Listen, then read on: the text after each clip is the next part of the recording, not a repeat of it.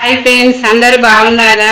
నేను చేసే సర్వపిండిలో వేసే పదార్థాలు: బియ్యం పిండి, కరివేపాకు, నువ్వులు, ఉల్లి పొడక, పల్లీలు, శనగపప్పు, కారం, ఉప్పు, జీలకర్ర.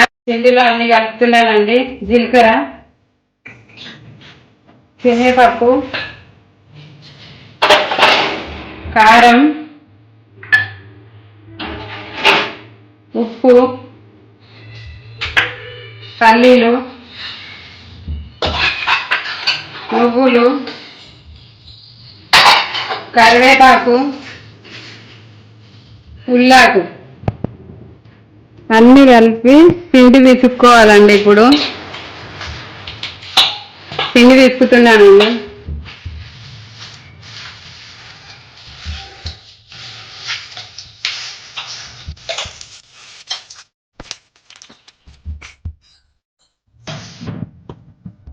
పిండి పిసుకడం అయిందండి. కడాయికి నూనె రాసుకోవాలండి.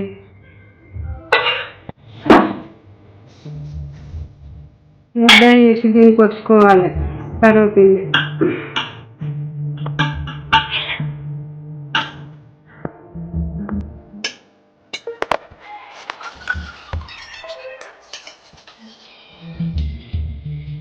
ఒత్తుకోవడం అయిపోయిందండి. హోల్స్ వేయాలి.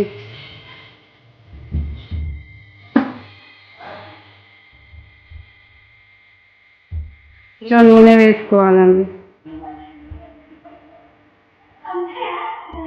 ఈ కడాయి స్టవ్ మీద పెట్టి మూత పెట్టుకోవాలండి. మూత పెట్టుకోకుండా పేలిపోతుంది.